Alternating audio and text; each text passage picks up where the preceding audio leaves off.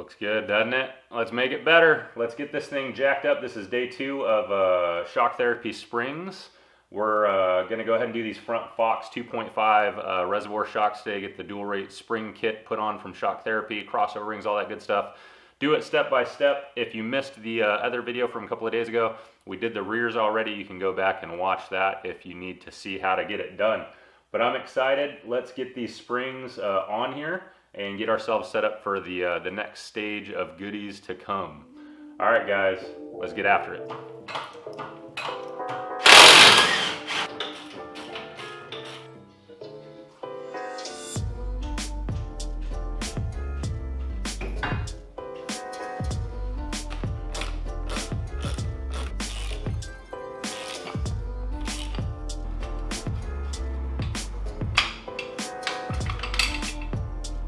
Man, guys, I think this is not gonna happen. It's just too much, and there's definitely no way that I'm gonna be able to do the new springs, being that they're longer. So I'm gonna have to go to Harbor Freight and see if I can get real spring compressors. Thanks for whoever commented, you jinxed me.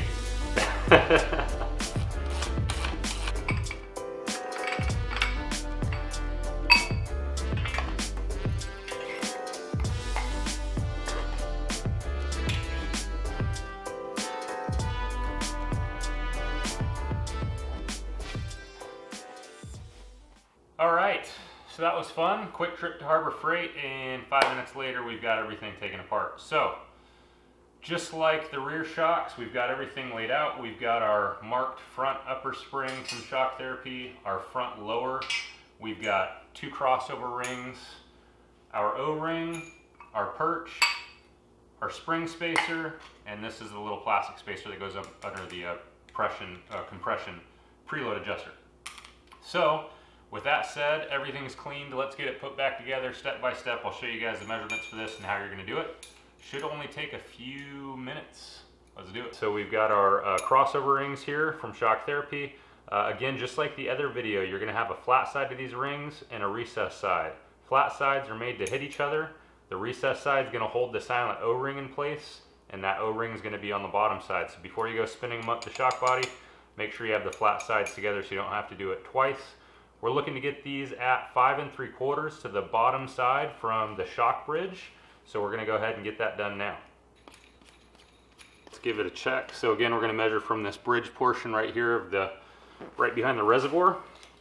And we're going to go up 5 3/4, really close, right there. So we're going to get these crossover rings locked to one another, and we'll get that O-ring slid up the shock body. So we got our O-ring, which is just going to go down and sit in that groove.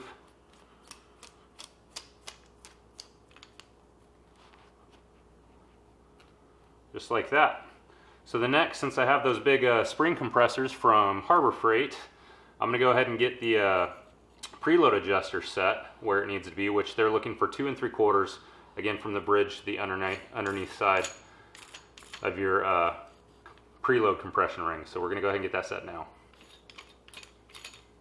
That's 2 3/4 right there.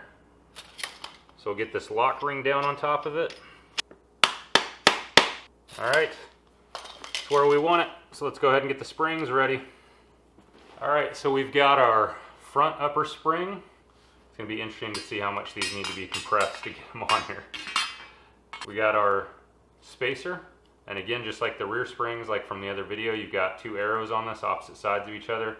You're going to set those up with the ends of the spring. So you're clocking the springs basically, make sure they're opposite. And then you got your front lower spring. And yeah, we got a little ways we're going to have to compress that. So with any luck, this will work with these spring compressors that I got. They've got a big fat end to the back side of them. It's hard to slip it in this little crack, but I think hopefully we'll get it. So let's get started on that now.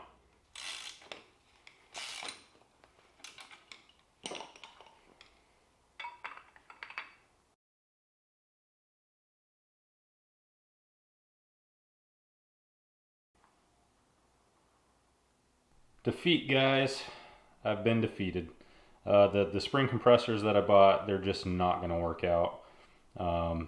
Basically the ends that grip the hooks are just way too fat.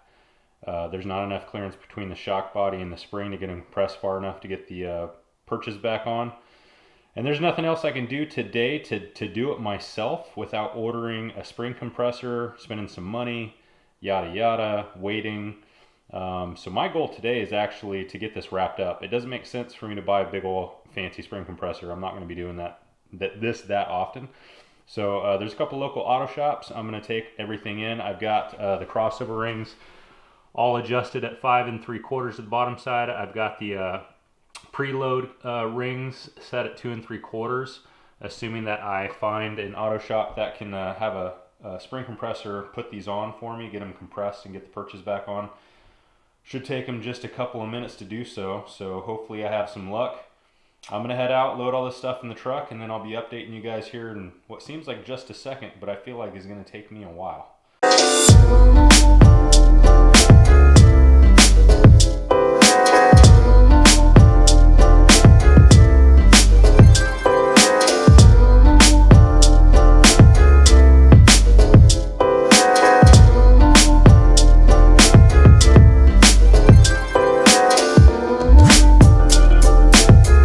Every friggin' time I go to Big O Tires, they take care of me. Will, the manager, he was already laughing when I came through the door, but you saw their giant spring compressor. Frickin' 20 minutes would have saved me 2 hours that I come here earlier. But they're done. They look good. Let's get home and get these friggin' things put back on. Also, be sure you put the right shock on the right side. These are side specific where the reservoirs face. You don't want to put them on the wrong way because probably likely you're going to ruin something if you do.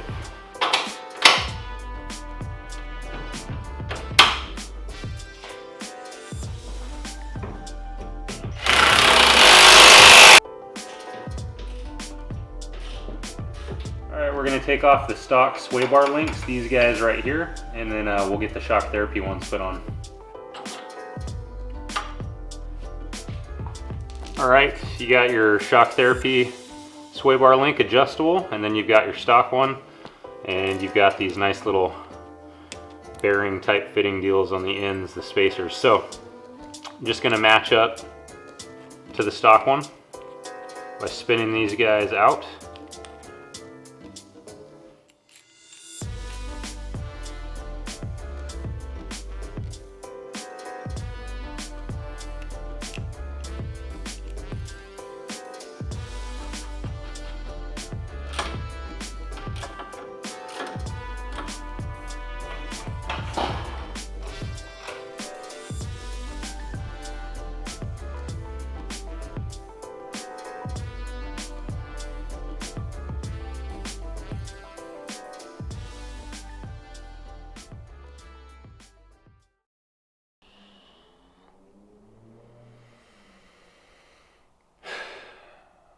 I'm gonna be honest, I'm pretty tired.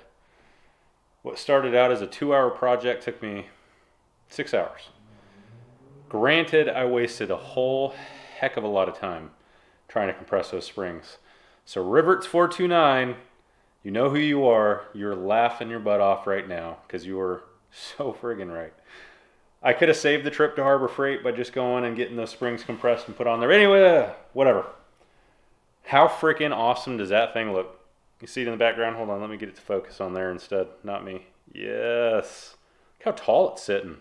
God, it looks good. I am so excited, and excited to be moving on from it towards the long travel stuff. The springs are done, and that was a big thing to get done and like get moving forward because I think swapping all the suspension is going to be super easy. I've had everything off multiple times. The Super ATV control arms and all that stuff for adjustment. So not sweating the rest of this at all, knock on wood. But man, it looks phenomenal. Guys, the rear's really easy. Unless you got like a $1,000 spring compressor, take those fronts right on into a shop once you get them all taken apart and spend 4 minutes watching professionals put them back together. I would not invest in a big spring compressor unless you're going to be doing this really, really often, and I won't be. thank you for watching the video. I hope you guys enjoyed it. I hope I kept it shortish.